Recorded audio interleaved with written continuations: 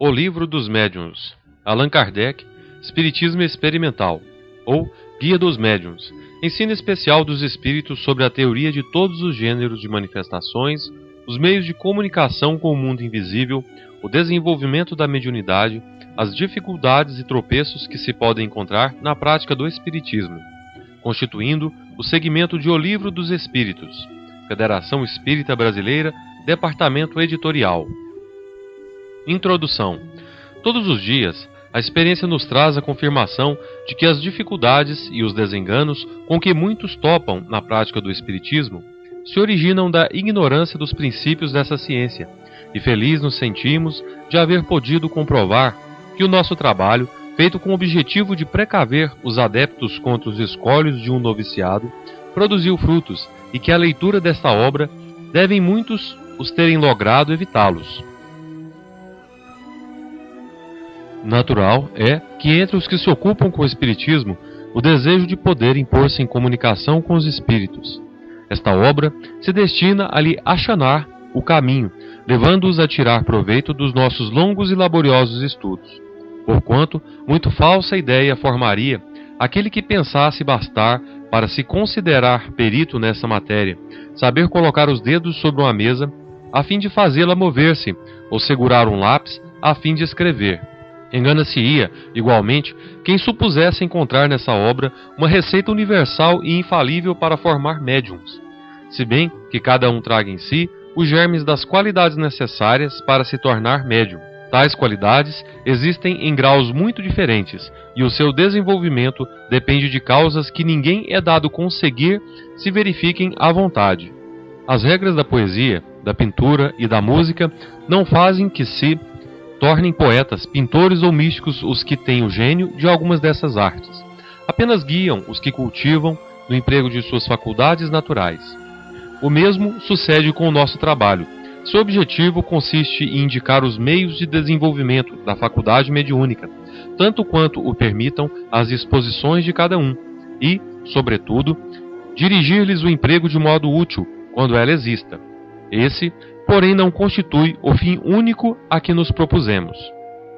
De par com os médiuns, propriamente ditos, há a crescer diariamente uma multidão de pessoas que se ocupam com as manifestações espíritas, guiá-las nas suas observações, assinalar-lhes os obstáculos que podem e hão de necessariamente encontrar, lidando com uma nova ordem de coisas, iniciá-las na maneira de confabularem com os espíritos, indicar-lhes os meios de conseguirem boas comunicações, tal o círculo que temos de abranger, sobre pena de fazermos trabalho incompleto. Ninguém, pois, se surpreenda de encontrar nele instrução que à primeira vista pareçam descabidas. A experiência lhe realçará a inutilidade. Quem quer que o estude cuidadosamente, melhor compreenderá depois o fato de que venha a ser testemunha. Menos estranha lhe parecerá a linguagem de alguns espíritos. Como repositório de instrução prática, portanto, a nossa obra não se destina exclusivamente aos médiuns, mas a todos os que estejam em condições de ver e observar os fenômenos espíritas. Não faltará quem desejara publicássemos um manual prático muito sucinto, contendo em poucas palavras a indicação dos processos que se devam empregar para entrar em comunicação com os espíritos. Pensarão esses que um livro dessa natureza, dada a possibilidade de se espalhar profusamente por módico preço, representaria um poderoso meio de propaganda pela multiplicação dos médiuns. Ao nosso ver, semelhante obra, em vez de útil, seria nociva, ao menos por enquanto. De muitas dificuldades se mostra içada a prática do espiritismo, e nem sempre isenta de inconvenientes a que só o estudo sério e completo pode obviar. Fora, pois, de temer que uma indicação muito resumida animasse experiências levianamente tentadas, das quais viessem os experimentadores a arrepender-se. Coisas são estas que não é conveniente nem prudente se brinque, e mau serviço acreditamos que prestaríamos, pondo-as ao alcance do primeiro estouvado que achasse divertido conversar com os mortos. Dirigimo-nos aos que veem no espiritismo um objetivo sério, que lhe compreendem toda a gravidade e não fazem das comunicações com o mundo invisível um passatempo. Havíamos publicado uma instrução prática com o fito de guiar os médiuns.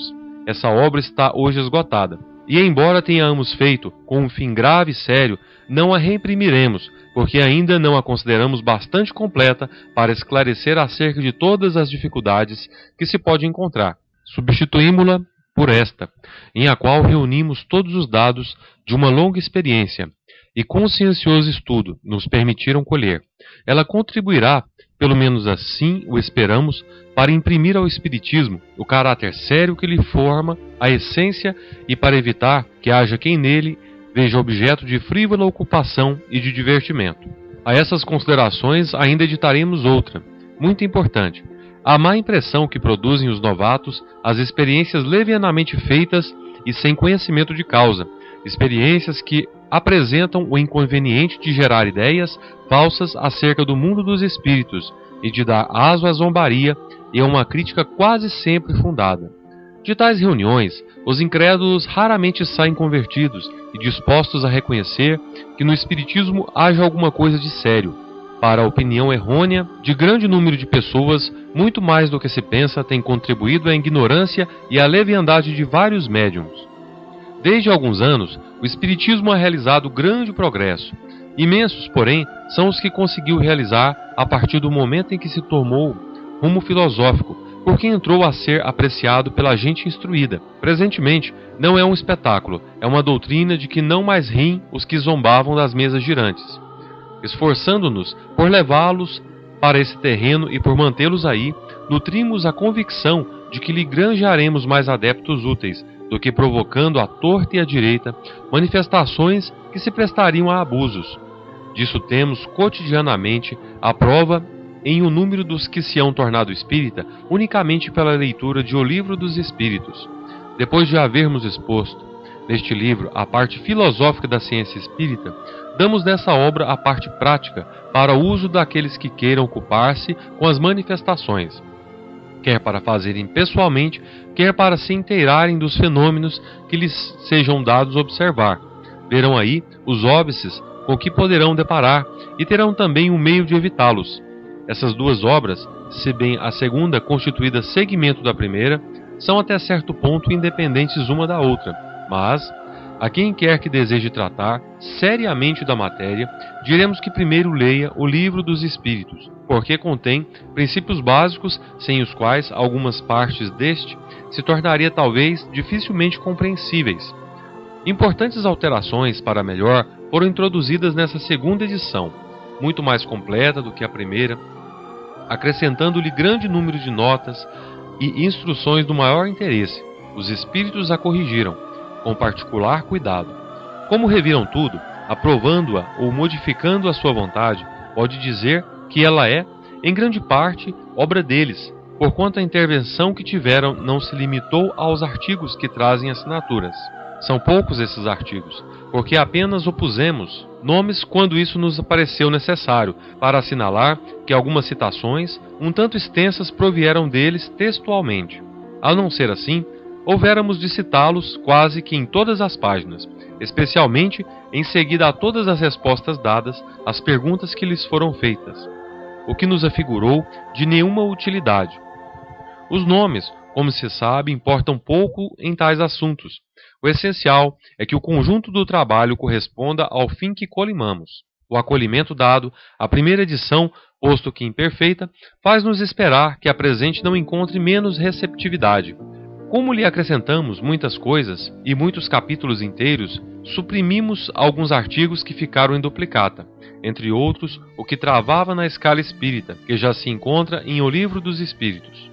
Suprimimos igualmente do vocabulário o que não se ajustava bem no quadro desta obra, substituindo vantajosamente o que foi supresso por coisa mais prática.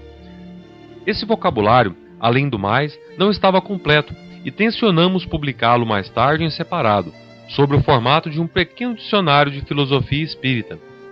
Conservamos nessa edição apenas as palavras novas ou especiais pertinentes aos assuntos que nos ocupamos.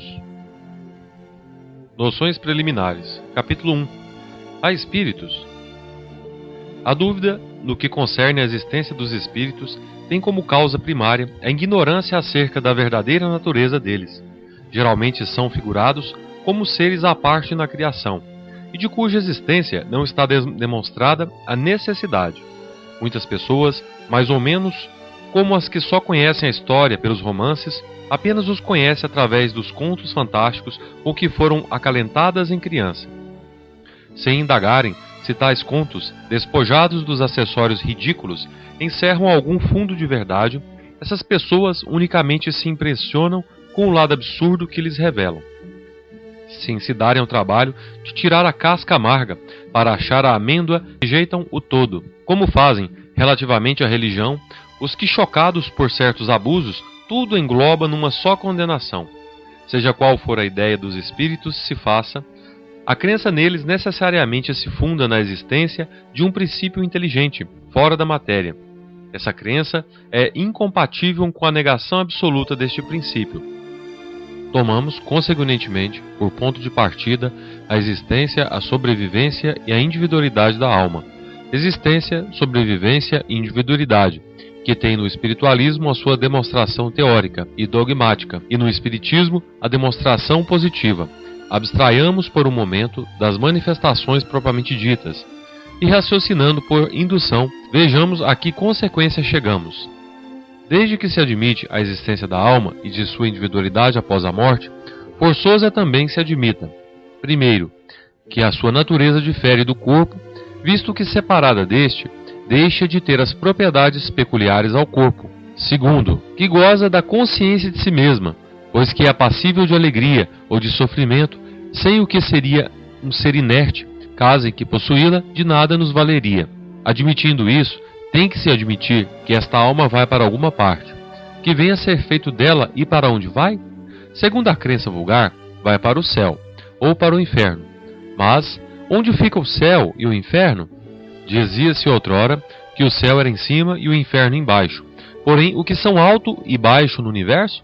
Uma vez que se conhece a esfericidade da Terra, o movimento dos astros, movimento que faz com que em dado instante está no alto, 12 horas depois embaixo, e o infinito do espaço, através do qual o olhar penetra, indo às distâncias consideráveis?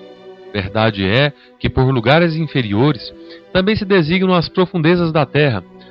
Mas que vêm a ser essas profundezas, desde que a geologia já as esquadrilhou? Que ficaram sendo igualmente as esferas concêntricas, chamadas de céu de fogo, céu das estrelas, desde que se verificou que a Terra não é o centro dos mundos, que mesmo nosso Sol não é único, que milhões de sóis brilham no espaço, constituindo cada um o centro de um turbilhão planetário? Aqui ficou reduzida a importância da Terra, mergulhada nessa imensidade, porque injustificável privilégio, este quase imperceptível grão de areia, que não avulta pelo seu volume, nem pela sua posição, nem pelo seu papel que lhe cabe desempenhar, seria o único planeta povoado de seres racionais? A razão recusa admitir semelhante nulidade do infinito e tudo nos diz que os diferentes mundos são habitados. Ora, se são povoados, também fornece seus contingentes para o mundo das almas. Porém, ainda uma vez, que terá sido feito dessas almas depois que a astronomia e a geologia destruíram as moradas que se lhe destinavam e, sobretudo, depois que a teoria tão racional da pluralidade dos mundos as multiplicou ao infinito? Não podendo a doutrina da localização das almas harmonizar-se com os dados da ciência, outra doutrina mais lógica lhes assina por domínio, não um lugar determinado e circunscrito, mas o espaço universal. Formam elas um mundo invisível, em o qual vivemos imerso, que nos cerca e acotovela incessantemente. Haverá nisso alguma impossibilidade, alguma coisa que repugna a razão? De modo nenhum. Tudo ao contrário nos afirma que não pode ser de outra maneira. Mas, então, que venha a ser das penas e recompensas futuras, desde que lhes suprimam os lugares especiais onde se efetivem? Notai que a incredulidade, com relação a tais penas e recompensas, provam geralmente de serem umas e outras apresentadas em condições inadmissíveis. Dizei, em vez disso, que as almas tiram de si mesmas sua felicidade ou sua desgraça, que a sorte lhe está subordinada ao estado moral, que a reunião das que se voltam mútua simpatia e são boas representam para elas uma fonte de ventura, que, de acordo com o grau de purificação que tem alcançado, penetram e entreveem coisas que a alma grosseira não distingue e toda a gente compreenderá sem dificuldade.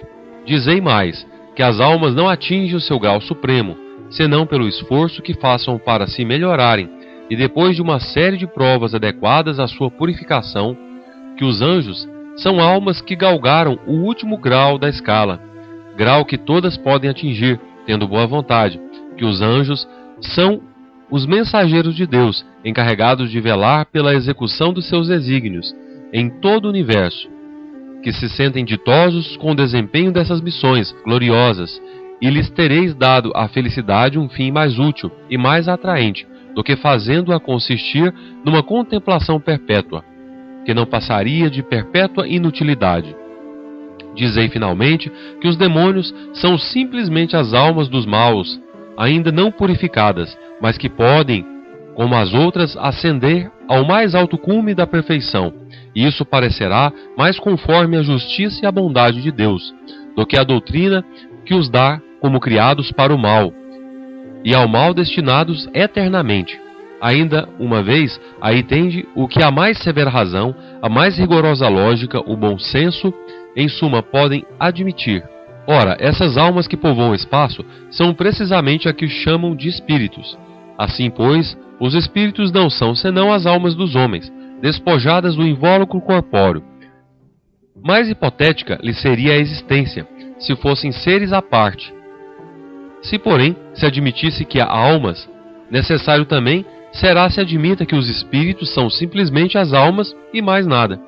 Se se admite que as almas estão por toda parte, ter-se-á que admitir do mesmo modo que os espíritos estão por toda parte.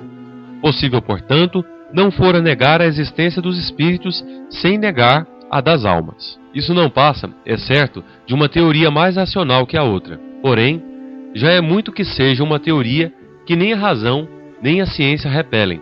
Acresce que, se os fatos a corroboram, tem ela por si a sanção do raciocínio e da experiência. Esses fatos se nos deparam no fenômeno das manifestações espíritas, que assim constituem a prova patente da existência e da sobrevivência da alma. Muitas pessoas, há entretanto, cuja crença não vai além deste ponto, admitem a existência das almas e, consequentemente, a dos espíritos, mas que negam a possibilidade de comunicarmos com eles, pela razão, dizem, de que seres imateriais não podem atuar sobre a matéria. Esta dúvida assenta na ignorância da verdadeira natureza dos espíritos, dos quais, em geral, fazem ideia muito falsa, supondo-os erradamente seres abstratos, vagos e indefinidos, o que não é real. Figuremos, primeiramente, o espírito em união com o corpo. Ele é o ser principal, pois que é o ser que pensa e sobrevive. O corpo não passa de um acessório seu, de um invólucro, uma veste que ele deixa quando usada. Além desse invólucro material, tem o espírito um segundo, semimaterial, que liga ao primeiro, por ocasião da morte. Despoja-se desse, porém não do outro, a que damos o nome de perispírito. Este invólucro semimaterial, que tem a forma humana, constitui para o espírito um corpo fluídico, vaporoso, mas que, pelo fato de nos ser invisível, no seu estado normal, não deixe de ter algumas propriedades da matéria. O espírito não é, pois, um ponto, uma abstração, é um ser limitado e circunscrito, ao qual só falta ser visível e palpável, para se assemelhar aos seres humanos.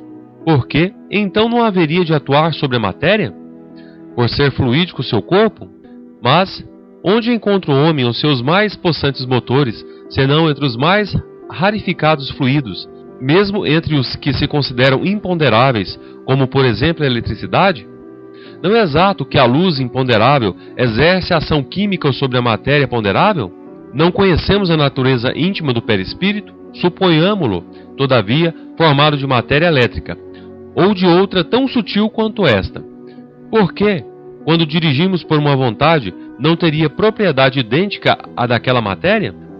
A existência da alma e de Deus, consequência da outra, constituindo a base de todo o edifício. Antes de travarmos qualquer discussão espírita, importa indaguemos se o nosso interlocutor admite esta base, com estas questões. Você crê em Deus? Crê que tendes uma alma? Crê na sobrevivência da alma após a morte? Responder negativamente, ou mesmo se disser simplesmente não sei, desejar assim fosse, mas não tenho certeza disso, o que quase sempre equivale a uma negação polida, disfarçada sob uma forma menos categórica, para não chocar bruscamente o que ele chama preconceitos respeitáveis. Tão inútil seria ir além, como querer demonstrar as propriedades da luz a um cego que não admitisse a existência da luz. Porque, em suma, as manifestações espíritas não são mais do que efeitos das propriedades das almas. Com semelhante interlocutor, se quiser perder tempo, ter-se-á que seguir muito diversa ordem de ideias. Admitida seja a base, não como simplesmente probabilidade, mas como coisa averiguada, incontestável, daquela muito naturalmente decorrerá a existência dos espíritos. Resta agora a questão de saber se o espírito pode comunicar-se com o homem, isto é, se pode com esse trocar ideias. Por que não? Que é o homem, senão um espírito aprisionado num corpo? Por que não há de os espíritos livres se comunicarem com o espírito cativo, como o homem livre com o encarcerado? Desde que admitis a sobrevivência da alma, será racional que não admitais a sobrevivência dos afetos? Pois que as almas estão por toda parte, não será natural acreditarmos que há de um ente que nos amou muito durante a vida, que se acerte de nós, deseje comunicar-se conosco e se sirva para isso dos meios que disponha? Enquanto vivo, não atuava ele sobre a matéria de seu corpo? Não era quem lhe dirigia os movimentos? Por que razão, depois de morto, entrando em acordo com outros espíritos, ligado a um corpo, estaria impedido de se utilizar deste corpo vivo para exprimir o seu pensamento, do mesmo modo que o mudo pode servir-se de uma pessoa que fale para fazer-se compreendido? Abstraiamos por um instante os fatos que, ao nosso ver, tornam incontestável a realidade dessas comunicações. Admitamo-la apenas como hipótese. Pedimos aos incrédulos que nos provem não por simples negativas, visto que suas opiniões pessoais não podem constituir lei, mas expendendo razões preemptórias, que tal coisas não podem dar-se, colocando-nos no terreno em que eles se colocam, uma vez que entendem de apreciar os fatos espíritas com auxílio das leis da matéria, que tirem desse arsenal qualquer demonstração matemática, física, química, mecânica, fisiológica e provem por A mais B, partindo sempre do princípio da existência e da sobrevivência da alma. Primeiro, que o ser pensante que existe em nós durante a vida não mais pensa depois da morte. Segundo, que se continua a pensar, está inibido de pensar naqueles a quem amou. Terceiro, que, se pensa nestes, não cogitam em se comunicar com eles. 4. Que podendo estar em toda parte, não pode estar ao nosso lado. 5. Que não podendo estar ao nosso lado, não pode se comunicar conosco. 6. Que não pode, por meio do seu envoltório fluídico, atuar sobre a matéria inerte. 7. Que, sendo-lhe possível atuar sobre a matéria inerte, não podem atuar sobre um ser animado. 8. Que, tendo a possibilidade de atuar sobre um ser animado, não lhe podem dirigir a mão para fazer-lhe escrever. 9. Que, podendo fazê-lo escrever, não lhe podem responder às perguntas, nem lhe transmitir seus pensamentos. Quando os adversários do Espiritismo nos provarem que isto é impossível, aduzindo razões tão patentes, quais as quais que Galileu demonstrou que o Sol não é que gira em torno da Terra, então poderemos considerar-lhes fundadas as dúvidas. Infelizmente, até hoje, toda a argumentação a que recorrem se resume nessas palavras: não creio, logo isto é impossível. Dir-nos-ão, com certeza, que nos cabe a nós provar a realidade das manifestações. Ora, nós lidamos pelos fatos e pelo raciocínio a prova de que elas são reais. Mas se não se admite nenhuma nem outra coisa, se chegam mesmo a negar o que vem, toca-lhes a eles provar que o nosso raciocínio é falso e que os fatos são impossíveis. Capítulo 2. Do maravilhoso e do sobrenatural. Se a crença nos espíritos e nas suas manifestações representasse uma concepção singular, fosse produto de um sistema, poderia, com visos de razão, merecer a suspeita de ilusória. Digamo-nos, porém, por que com ela deparamos tão vivaz entre todos os povos, antigos e modernos, e nos livros santos de todas as religiões conhecidas? E responde os críticos, porque desde todos os tempos o homem teve o gosto do maravilhoso. Mas que entender por maravilhoso? O que é sobrenatural? Que entendeis por sobrenatural? O que é contrário às leis da natureza? Conheceis porventura tão bem essas leis, que possais marcar limite ao poder de Deus? Pois bem, provai então que a existência dos espíritos e suas manifestações são contrárias às leis da natureza, que não é, nem pode ser uma destas leis.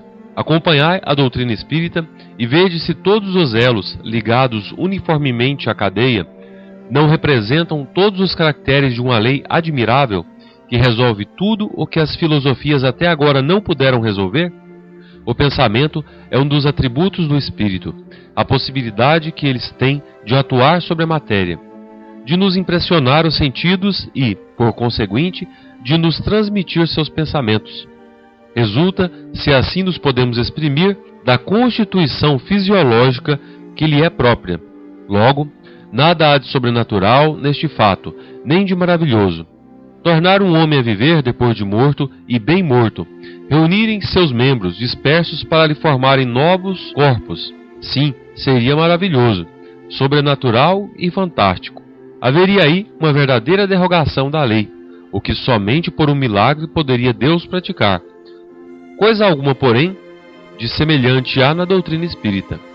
Entretanto, objetarão: admitis que um espírito pode suspender uma mesa e mantê-la no espaço sem ponto de apoio.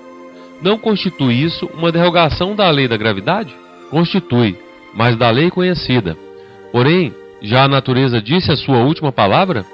Antes que se houvesse experimentado a força ascensional de certos gases, quem diria que uma máquina pesada, carregada de muitos homens, fosse incapaz de triunfar da força da atração? Aos olhos do vulgo, tal coisa não pareceria maravilhosa ou diabólica? Por louco houvera passado aquele que há séculos tivesse proposto transmitir um telegrama a 500 léguas de distância e a receber a resposta, alguns minutos depois. Se o fizesse, toda a gente creeria ter ele o diabo às suas ordens, pois que naquela época só ao diabo era possível andar tão depressa. Por que então um fluido desconhecido não poderia, em dadas circunstâncias, ter a propriedade de contrabalançar o efeito da gravidade, como o hidrogênio contrabalança o peso do balão? Notemos de passagem que não fazemos uma assimilação, mas apenas uma comparação, e unicamente para mostrar, por analogia, que o fato não é fisicamente impossível. Ora, foi exatamente por quererem, ao observar essa espécie de fenômeno, proceder por assimilação que os sábios se transviaram. Em suma, o fato está aí. Não há nem haverá negação que possa fazer não seja ele real, porquanto negar não é provar. Para nós, não há coisa alguma sobrenatural, é tudo o que por ora podemos dizer. Se o fato ficar comprovado, dirão: aceitaríamos mesmo a causa a que atribuís, a de um fluido desconhecido. Mas quem nos prova a intervenção dos espíritos? Aí é que está o maravilhoso ou sobrenatural. Far-se-ia, mister, aqui uma demonstração completa, que no entanto estaria deslocada e, ao demais, constituir uma repetição, visto que ressalta de todas as outras partes do ensino. Todavia, resumindo-a em algumas palavras, dizendo que em teoria ela se funda neste princípio: todo efeito inteligente há de ter uma causa inteligente e, do ponto de vista prático, na observação de que temos os fenômenos ditos espíritas dado provas de inteligência, fora da matéria havia de estar a causa que os produzia e de que, não sendo essa inteligência a dos assistentes, o que a experiência atesta, havia de lhe ser exterior, pois que não se via o que se atuava, necessariamente era um ser invisível. Assim foi que, de demonstração em observação, se chegou ao reconhecimento de que este ser invisível, a que deram o nome de espírito, não é senão a alma dos que viveram, corporalmente, aos quais a morte arrebatou, deixando-lhes apenas um envoltório etéreo, invisível no seu estado normal. Eis, pois, que o maravilhoso e o sobrenatural, reduzidos à sua mais simples expressão, uma vez comprovada a existência de seres invisíveis, a ação deles sobre a matéria resulta da natureza do envoltório fluídico que os reveste. É inteligente esta ação, porque ao morrerem eles perderam tão somente o corpo, a inteligência que lhes constitui a essência mesma. Aí está a chave de todos esses fenômenos tidos erradamente por sobrenaturais. A existência dos espíritos não é, portanto, um sistema preconcebido ou uma hipótese imaginada para explicar os fatos. É o resultado de observações e consequência natural da existência da alma. Negar esta causa é negar a alma e seus atributos. Dignem-se de apresentá-la aos que pensem em poder dar desses efeitos inteligentes uma explicação mais racional e, sobretudo, de apontar as causas de todos os fatos, e então será possível discutir-se o mérito de cada uma. Para os que consideram a matéria a única potência da natureza, tudo o que não pode ser explicado pelas leis da matéria é maravilhoso ou sobrenatural, e para eles maravilhoso é sinônimo de superstição. Se assim fosse, a religião que se baseia na existência de um princípio imaterial seria um tecido de superstições. Não ousam dizê-lo em voz alta, mas dizem-no baixinho e julgam salvar as aparências, concedendo que uma religião é necessária ao povo e às crianças, para que se tornem ajuizados. Ora, uma de duas: ou o princípio religioso é verdadeiro ou falso. Se é verdadeiro, ele o é para toda a gente. Se falso, não tem maior valor para os ignorantes do que para os instruídos. Os que atacam o espiritismo em nome do maravilhoso se apoiam geralmente no princípio materialista, porquanto, negando qualquer efeito extramaterial, negam ipso facto a existência da alma. Sondai-lhes, porém, o fundo das consciências, percrustai bem o sentido de suas palavras e descobrireis que quase sempre esse princípio não categoricamente formulado, germinando por baixo da capa com que o cobre, há de uma pretensa filosofia racional, lançando à conta do maravilhoso tudo o que decorre da existência da alma, são, pois, consequentes consigo mesmo, não admitindo a causa, não podem admitir os efeitos. Daí, entre eles, uma opinião preconcebida, que os torna impróprios para julgar lisidamente do espiritismo, visto que o princípio de onde parte é o da negação de tudo, o que não seja material. Quanto a nós, dar-se-á aceitemos todos os fatos qualificados de maravilhosos pela simples razão de admitirmos os efeitos que são a consequência da existência da alma? Dar-se-á sejamos campeões de todos os sonhadores, adeptos de todas as utopias, de todas as excentricidades sistemáticas? Quem o supuser demonstrará bem minguado o conhecimento do espiritismo, mas os nossos adversários não atentam nisso muito de perto. O de que menos cuidam é da necessidade de conhecerem aquilo de que falam. Segundo eles, o maravilhoso é absurdo. Ora, o espiritismo se apoia em fatos maravilhosos, logo o espiritismo é absurdo. E consideram sem apelação essa sentença. Acha que opõe um argumento irretorquível quando, depois de terem procedido a eruditas pesquisas acerca dos convulsionários de Saint-Merdan, dos fanáticos de cavernas ou das religiosas de Lourdun, chegaram à descoberta de patentes embustes que ninguém contesta. Semelhantes histórias, porém, serão o evangelho do espiritismo? Terão seus adeptos negado que o charlatanismo ha explorado em proveito próprio alguns fatos? Que outros sejam frutos da imaginação? Que muitos tenham sido exagerados pelo fanatismo? Tão solidário é ele com as extravagâncias que se cometam em seu nome, quanto a verdadeira ciência com os abusos da ignorância ou a verdadeira religião com os excessos do sectarismo. Muitos críticos se limitam a julgar o espiritismo pelos contos de fada e pelas lendas populares que lhes são as facções. O mesmo fora julgar a história pelos romances históricos ou pelas tragédias. Em lógica elementar, para se discutir uma coisa, preciso se faz conhecê-la, porquanto a opinião de um crítico só tem valor quando ele fala com perfeito conhecimento de causa. Então, somente sua opinião, embora errônea, poderá ser tomada em consideração, que peso. Porém, terá quando se trata do que não conhece? A legitimidade crítica deve demonstrar não só erudição, mas também profundo conhecimento do objeto que versa, juízo reto e imparcialidade a toda prova, sem o que qualquer menestrel poderá arrogar-se o direito de julgar Rossini e um Pintamonos ou de censurar Rafael.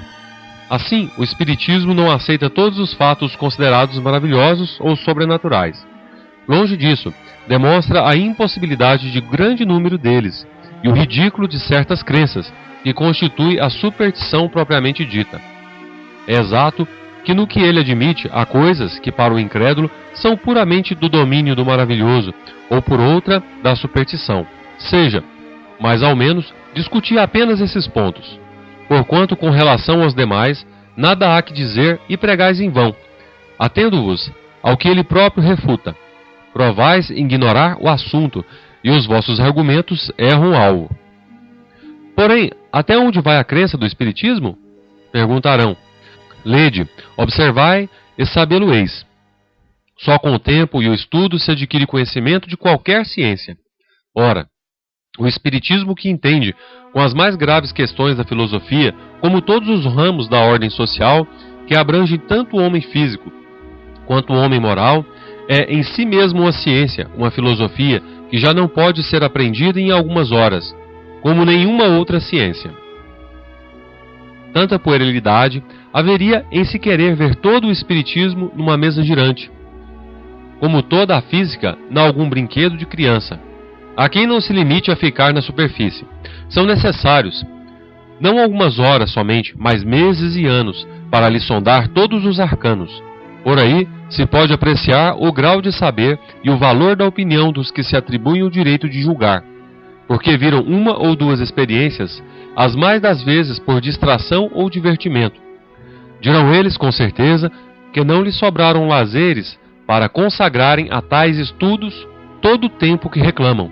Está bem, nada isso os constrange, mas quem não tem tempo de aprender uma coisa não se mete a discorrer sobre ela, e ainda menos a julgá-la, se não quiser que o acoimem de leviano.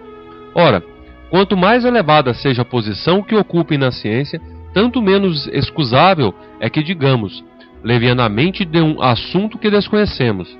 Resumimos todas as proposições seguintes a que havemos expendido. Primeiro, todos os fenômenos espíritas têm por princípio a existência da alma, sua sobrevivência ao corpo e suas manifestações. Segundo, fundamentando-se numa lei da natureza, esses fenômenos nada têm de maravilhoso, nem de sobrenaturais, no sentido vulgar da palavra. Terceiro, muitos fatos são tidos por sobrenaturais, porque não lhes conhece a causa. Atribuindo-lhes a causa, o Espiritismo os repõe no domínio dos fenômenos naturais. Quarto, entre os fatos qualificados de sobrenaturais, muitos há cuja impossibilidade o Espiritismo demonstra, incluindo-os em o número das crenças supersticiosas. Quinto, se bem reconheça no fundo de verdade em muitas crenças populares, o Espiritismo de modo algum dá a sua solidariedade a todas as histórias fantásticas que a imaginação ha criado. Sexto, julgar do Espiritismo pelos fatos que ele não admite é dar prova de ignorância e tirar todo o valor da opinião emitida. Sétimo, a explicação dos fatos que o Espiritismo admite, de suas crenças e consequências morais, forma toda uma ciência e toda uma filosofia que reclama estudo sério, perseverante e aprofundado. Oitavo, o Espiritismo não pode considerar crítico sério, senão aquele que tudo tenha visto, estudado e aprofundado com a paciência e a perseverança de um observador consciencioso, que o assunto não saiba tanto quanto qualquer adepto instruído, que haja por conseguinte aurido seus conhecimentos algures que não nos romances da ciência, aquele a quem não se possa por fato algum que lhe seja desconhecido nenhum argumento de que já não tenha cogitado e cuja refutação faça, não por mera negação, mas por meio de outros instrumentos mais prementórios, aquele finalmente que possa indicar para os fatos averiguados causa mais lógica do que a lhes aponta o Espiritismo. Tal crítico ainda está por aparecer. Pronunciamos há pouco a palavra milagre. Uma ligeira observação sobre isso não virá fora de propósito nesse capítulo que trata do maravilhoso. Na sua acepção primitiva e pela sua etimologia, o termo milagre significa coisa extraordinária, coisa admirável de se ver. Mas como tantas outras, essa palavra se afastou do seu sentido originário, e hoje por milagre se entende um ato do poder divino, contrário às leis comuns da natureza. Tal com efeito a sua acepção usual, que apenas por comparação e por metáfora é ela aplicada a coisas vulgares que nos surpreendem e cuja causa se desconhece. De alguma forma, entra em nossas cogitações indagar se Deus há julgado útil em certas circunstâncias derrogar as leis que Ele próprio estabelecera. Nosso fim é unicamente demonstrar que os fenômenos espíritas, por mais extraordinário que sejam, de maneira alguma derrogam essas leis, que nenhum caráter tem de miraculoso, do mesmo modo que não são maravilhosos ou sobrenaturais. O milagre não se explica. Os fenômenos espíritas, ao contrário, se explicam racionalissimamente. Não são, pois, milagres, mas simples efeitos, cuja razão de ser se encontra nas leis gerais. O milagre apresenta ainda outro caráter, o de ser insólito e isolado. Ora, desde que um fato se reproduz, por assim dizer, à vontade e por diversas pessoas, não pode ser um milagre. Todos os dias a ciência opera milagres aos olhos dos ignorantes. Por isso é que outrora os que sabiam mais do que o vulgo passavam por feiticeiros, e como se entendia, então, que toda a ciência sobre-humana vinha do diabo. Queimavam-nos. Hoje, que já estamos muito mais civilizados, eles apenas são mandados para os hospícios. Se um homem realmente morto, como dissemos em começo, ressuscitar por intervenção divina, haverá aí verdadeiro milagre, porque isso é contrário às leis da natureza. Se, porém, tal homem só aparentemente está morto, se ainda há nele um resto de vitalidade latente, a ciência ou uma ação magnética consegue reanimá-lo. Um fenômeno natural é o que isso será para as nossas pessoas instruídas. Todavia, aos olhos do vulgo ignorante, o fato passará por milagroso, e ou se verá perseguido a pedradas, ou venerado, conforme o caráter dos indivíduos. Solte um físico em campo de certa natureza, um papagaio elétrico, e faça por esse meio cair um raio sobre uma árvore, e o novo Prometeu será tido certamente como o senhor de um poder diabólico. E, seja dito de passagem, Prometeu nos parece muito singularmente ter sido um precursor de Franklin. Mas Josué, detendo o movimento do Sol, ou antes da Terra, esse teria operado verdadeiro milagre, porquanto não conhecemos magnetizador algum dotado de tão grande poder para realizar tal prodígio. De todos os fenômenos espíritas, um dos mais extraordinários é incontestavelmente o da escrita direta, e um dos que demonstram, de certo modo, mais patente ação das inteligências ocultas. Mas, da circunstância de ser esse fenômeno produzido por seres ocultos, não se segue que seja mais miraculoso do que qualquer dos outros fenômenos, devido a agentes invisíveis, porque esses seres ocultos, que povoam os espaços, são uma das potências da natureza, potências cuja ação é incessante, assim sobre o mundo material como sobre o mundo moral. Esclarecendo-nos com relação a essa potência, o Espiritismo nos dá a aplicação de uma imensidade de coisas inexplicadas e inexplicáveis por qualquer outro meio e que, à falta de toda explicação, passaram por prodígios nos tempos antigos. Do mesmo modo que o magnetismo, ele nos revela uma lei, se não desconhecida, pelo menos mal compreendida, ou, mais acertadamente, de uma lei que desconhecia, embora se lhe conhecesse os efeitos, visto que esses sempre se produziam em todos os tempos, tendo a ignorância da lei gerada a superstição. Conhecida ela, desaparece o maravilhoso e os fenômenos entram na ordem das coisas naturais. Eis porque, fazendo uma mesa se mova ou que os mortos escrevam, os espíritas não operam maior milagre do que opera o médico que restitui a vida a um moribundo, ou o físico que faz cair o raio. Aquele que pretendesse, por meio dessa ciência, realizar milagres, seria ou ignorante do assunto ou embusteiro. Os fenômenos espíritas, assim como os fenômenos magnéticos, antes de se lhe conhecerem a causa, tiveram que passar por prodígios. Ora, como os sépticos, os espíritos fortes, isso é, os que gozam do privilégio exclusivo da razão e do bom senso, não admite que uma coisa seja possível desde que a compreendam. De todos os fatos considerados prodigiosos, fazem objetos de sua zombaria. Pois que a religião conta grande número de fatos desse gênero, não creem na religião, E daí, a incredulidade absoluta, o passo é curto. Explicando a maior parte deles, o Espiritismo lhes assina uma razão de ser. Vem, pois, em auxílio da religião, demonstrando a possibilidade de muitos que, por perderem o caráter de miraculoso, não deixam, contudo, de ser extraordinários, e Deus não fica sendo menor nem menos poderoso por não haver derrogado suas leis. De quantas graçolas não foi objeto o fato de São Cupertino se erguer nos ares? Ora, a suspensão etérea dos corpos é um fenômeno que a lei espírita explica. Fomos dele pessoalmente testemunha ocular. O Sr. Home, assim como outras pessoas de nosso conhecimento, repetiram muitas vezes o fenômeno produzido por São Cupertino. Logo, esse fenômeno pertence à ordem das coisas naturais. Entre os gêneros, devem figurar na primeira linha as aparições, porque são as mais frequentes. A de Setley, sobre a qual divergem as opiniões no seio do próprio clero, nada tem para nós de insólita. Certamente não podemos afirmar que o fato se deu, porque não temos disso prova material, mas consideramo-lo possível, atendendo a que conhecemos milhares de outros análogos, recentemente ocorridos. Damos-lhes crédito não só porque lhes verificamos a realidade, como, sobretudo, porque sabemos perfeitamente de que maneira se produzem. Quem se reportar à teoria a que adiante expomos das aparições, reconhecerá que este fenômeno se mostra tão simplesmente plausível, como um sem número de fenômenos físicos que só parecem prodigiosos por falta de uma chave que permita explicá-los. Porquanto a personagem que se apresentou na Salete é uma outra questão. Sua identidade não nos foi absolutamente demonstrada. Apenas reconhecemos que pode ter havido uma aparição. Quanto ao mais, escapa a nossa competência. A esse respeito, cada um está no direito de manter a sua convicção, nada tendo o Espiritismo que ver com isso.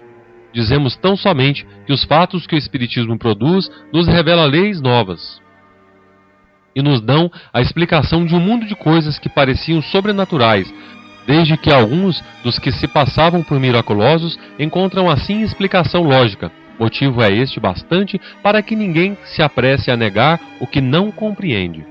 Algumas pessoas contestam os fenômenos espíritas precisamente porque tais fenômenos lhes parecem estar fora da lei comum e porque não logram achar-lhes qualquer explicação. Dá-lhes uma base racional e a dúvida desaparecerá.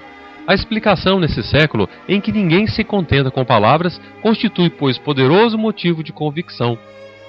Daí, ouvemos todos os dias pessoas que nenhum fato testemunharam, que não observaram uma mesa agitar-se ou um médio escrever, se tornarem tão convencidas quanto nós, unicamente porque leram e compreenderam.